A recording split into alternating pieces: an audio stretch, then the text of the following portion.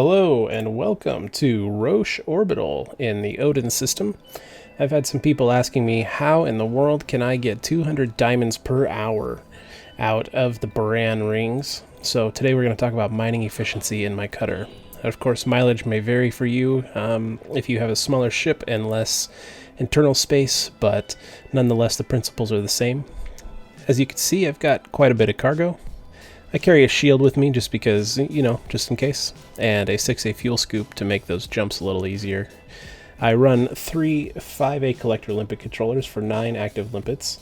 I run 1 prospector limpet controller that's a 3A, which will give me 2 active prospectors, and a 3A refinery that'll give me 10 bins.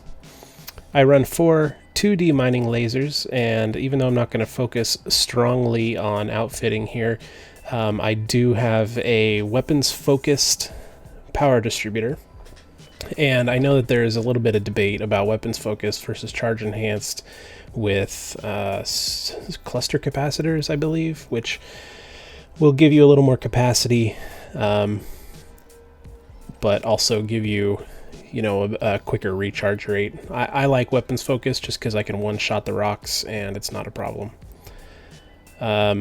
As you can see, I almost forgot to buy some limpets. Go ahead and fix up that ship integrity there.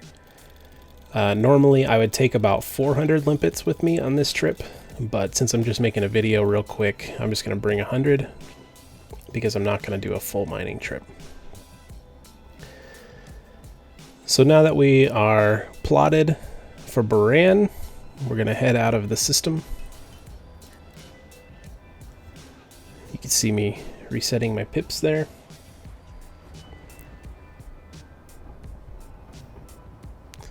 Now I'm not going to make you guys watch me take all 5 or 6 jumps out to Borann. I'm going to leave you guys here in a moment, but I'm letting you watch this part because just a hot little pro tip I'm going to give you. I made a slight mistake, not a bad one, not a big one, not one that's going to get anybody in any trouble. But for newer commanders, it may be something that's a little confusing. So as you'll see, I'm going to boost out here, get this big ship through the mail slot, and I'm going to head towards my first jump.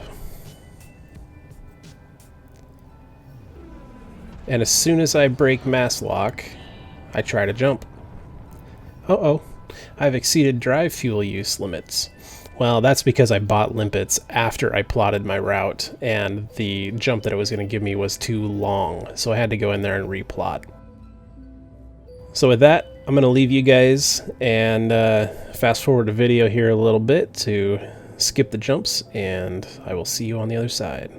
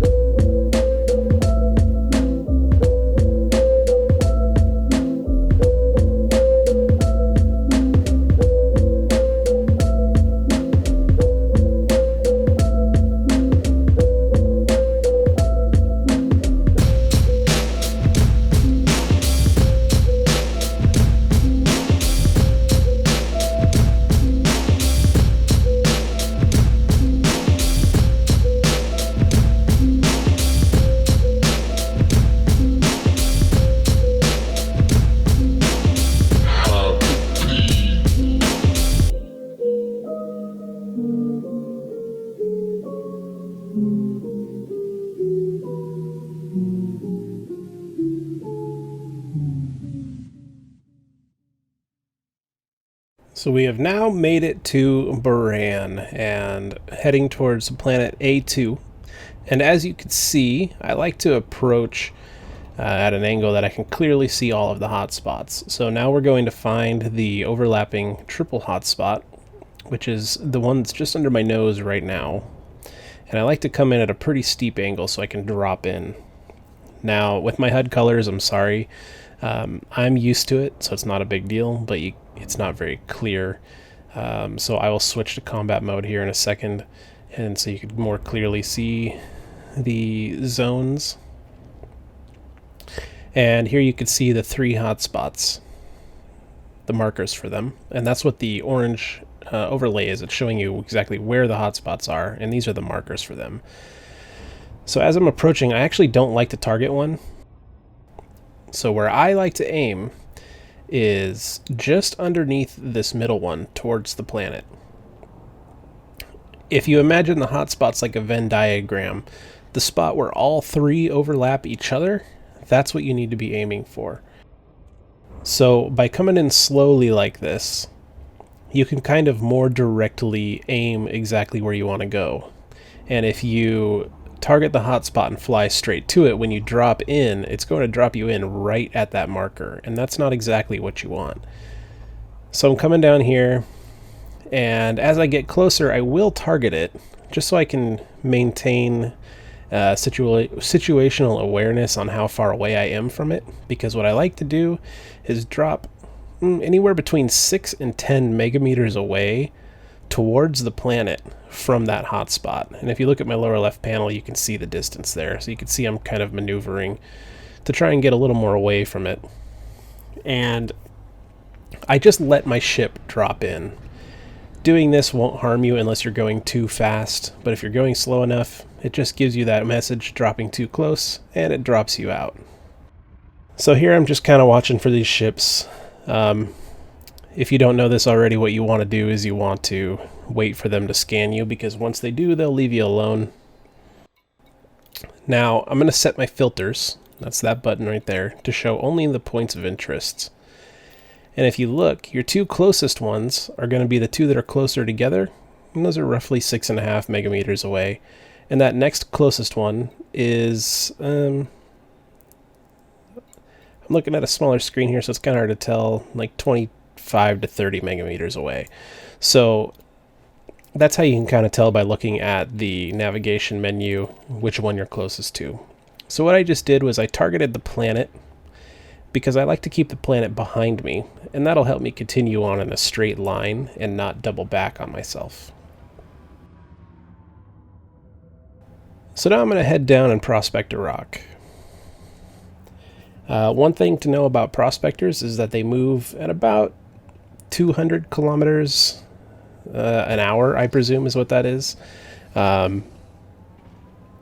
So as you can see, I'm doing about 155, 150 to 160, and it's not really pulling away from me that fast.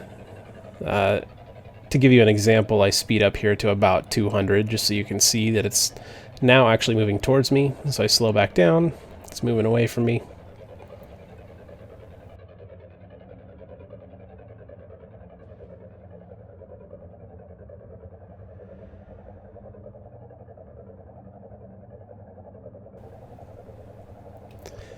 So here's my first big tip.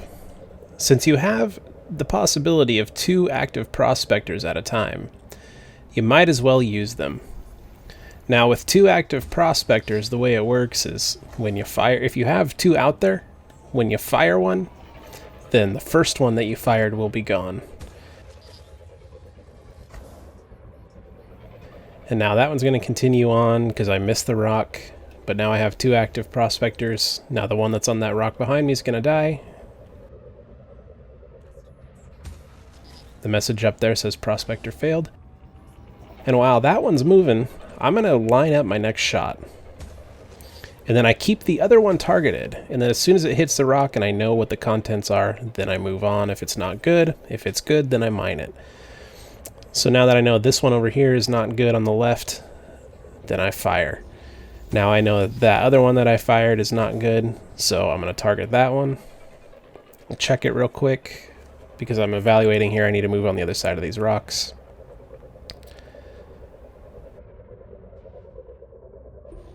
And boom, look at that. I don't know if that was the fourth or fifth, I wasn't paying attention, but I found a nice hardy rock. Now for me personally, I usually only mine 25% and up.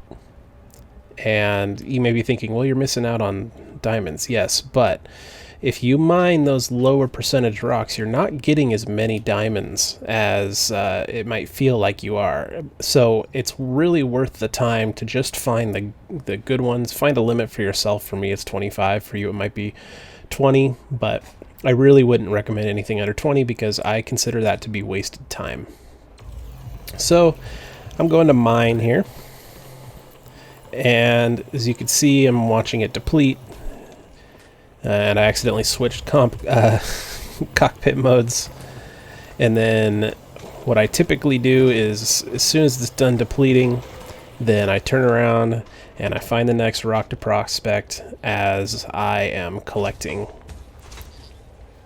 So this way you're not wasting a bunch of time. Fired that one off. As it's going, I'm going to find another one. Fire there. And then I wait for that first one to tell me what's in that rock. It's no good. I'm going to move on. Now sometimes it's a little streaky.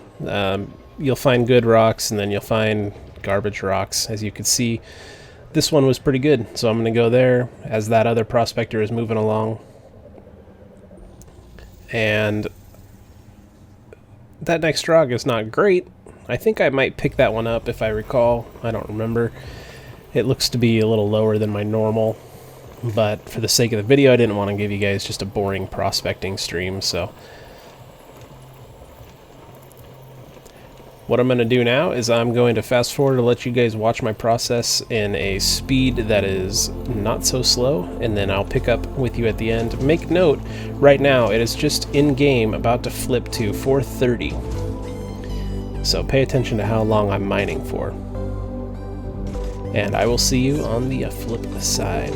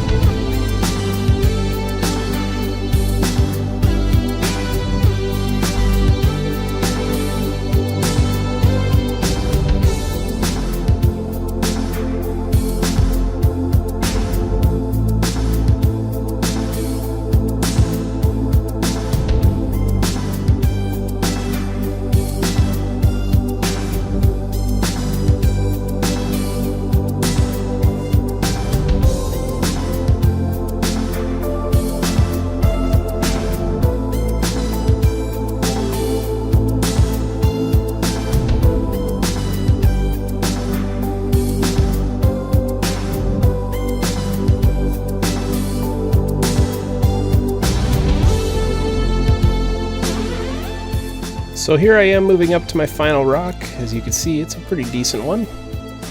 And after I finish mining this one, I will show you guys how many rocks I collected in a matter of 13 minutes. Now, it's not going to be a full cargo hold. It's only 13 minutes, but we can extrapolate out.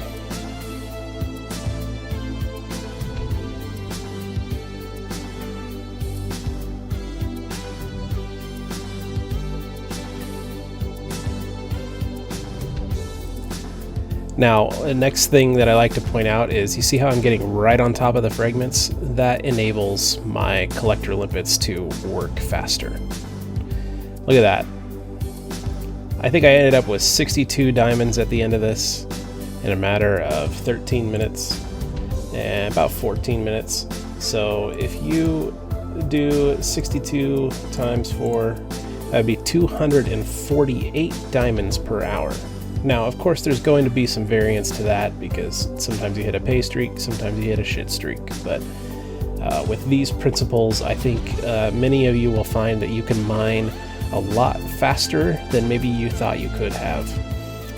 So with that said, here's a look at my sweet cutter. I've named her the Chef's Knife, and I hope you all have a good night, or day, or afternoon, morning, whatever it is for you, and happy mining.